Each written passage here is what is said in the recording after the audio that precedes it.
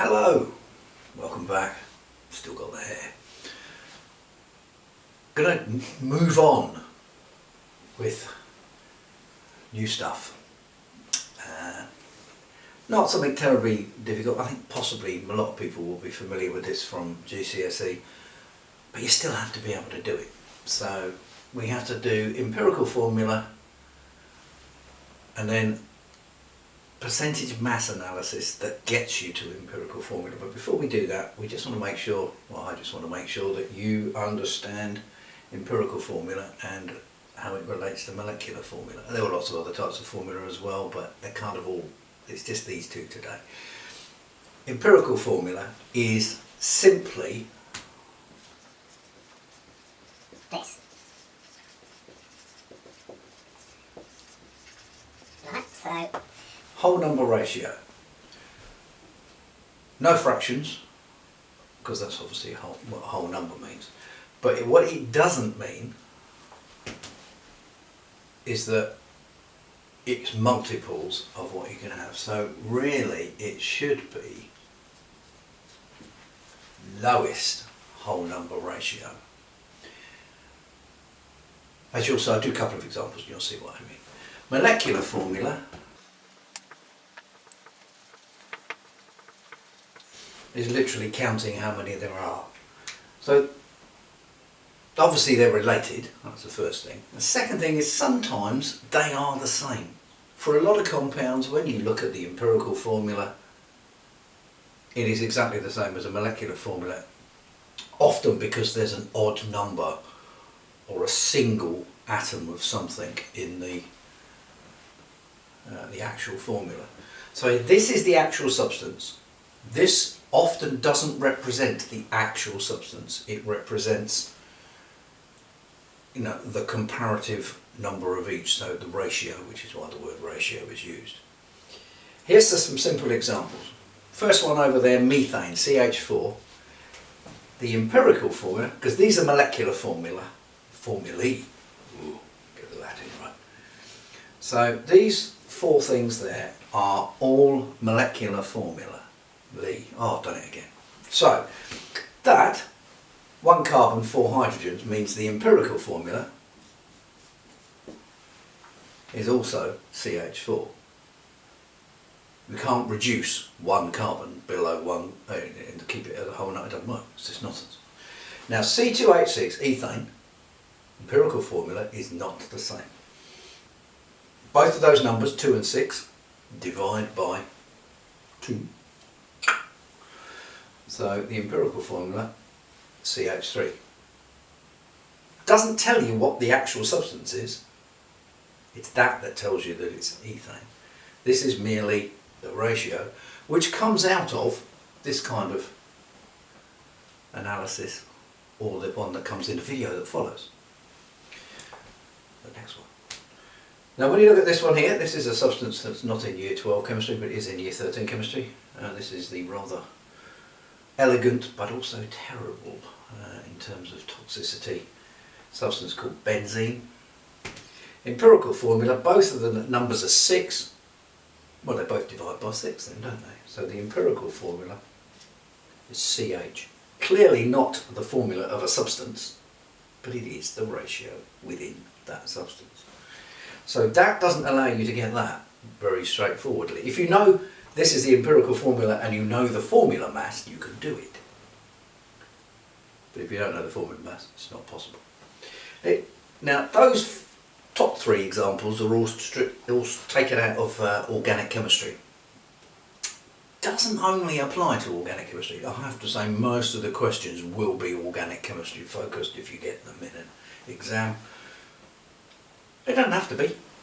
Here's a disulfur dichloride, and of course both of them are 2, so the empirical formula is SCl. There's a whole load of sulfur chlorides and they all have different empirical formula.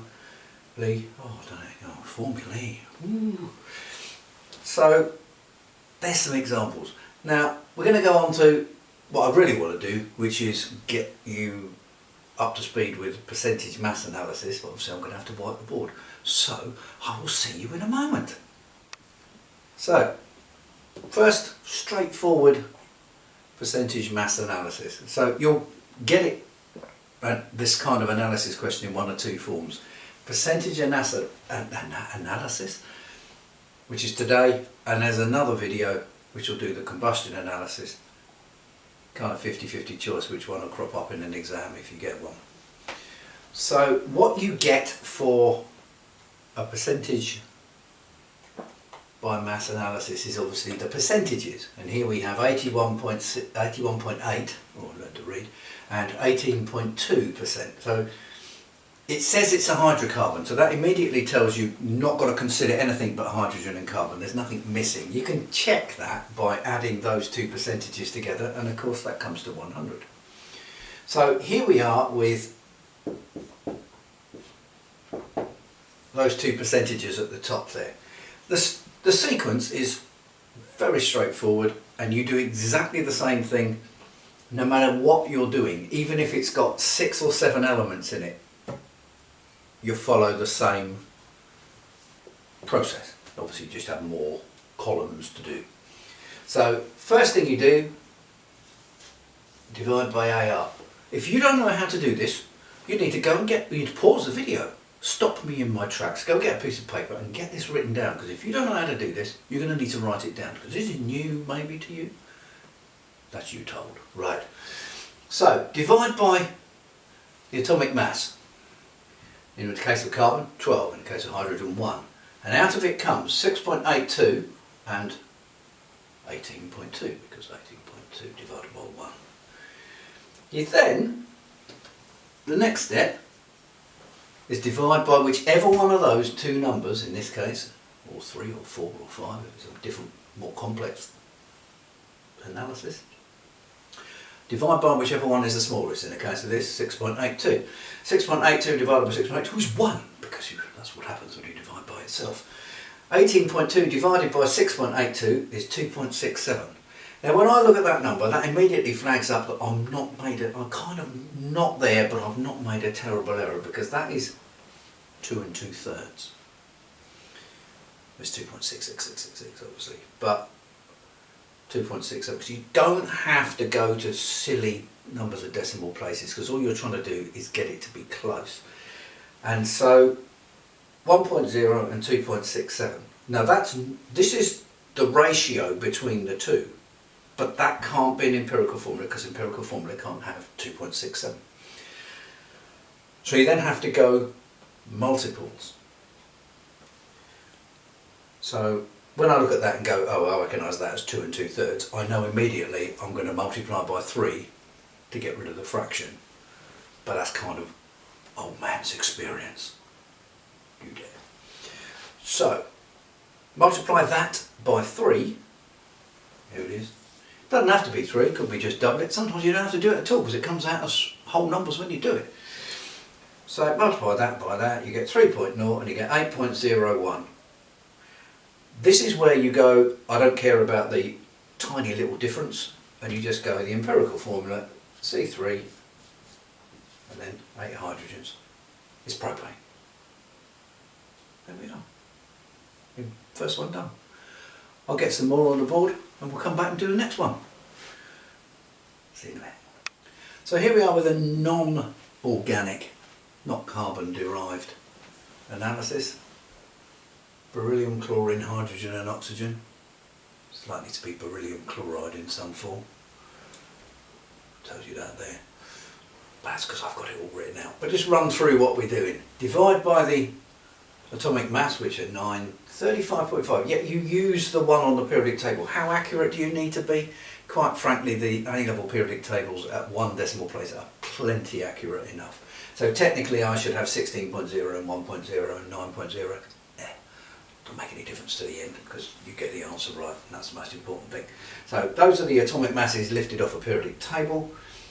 Divide by the smallest. Smallest, when you do that, it's this one. So here's the answers to the divisions. That's the smallest one, so that gets divided. You get 1 beryllium, 2 chlorines, 8 hydrogens, 4 waters. All rather elegant, comes out as that. But when you look at that,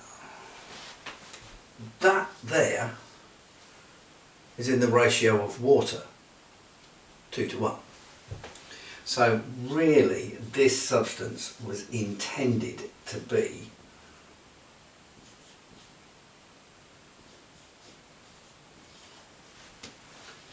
tetra-aqua beryllium chloride. But there we are. That's correct for the empirical formula. That's just a sort of little thought about what it will actually mean. So we'll do another one with another little twist, and we'll see you in a moment. So here we are, simple 3 element thing. Again, technically not an organic, although it has got carbon in it. So analysis percentages are across the top there. They may well be written in the question, you know, just left to set it out however you wish. I kind of always go for the column approach. You don't have to. I just find it quite logical. So there's the percentages at the top with the elements above. Divide by the atomic mass. You get these numbers. Now when you look at those numbers, they come out exactly the same. That's always a good sign that things are going well. And when you look at that, that's almost double that. And when you do that divided into that, it's so little different from 2. Of course it's supposed to be 2.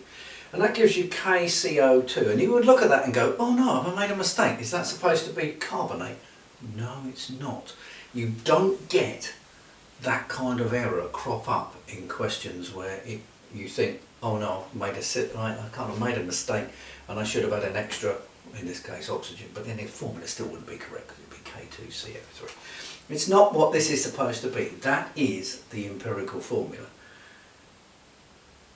But it doesn't look like a real compound because you can't just have carbon dioxide tagged onto potassium. No. Now, so then you go, well, let's double it.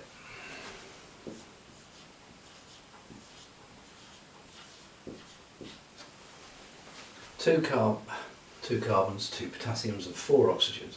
And when I look at that, I know that that is this substance. Now you might not, but you will do by the end of an A-level course because you'll have met this.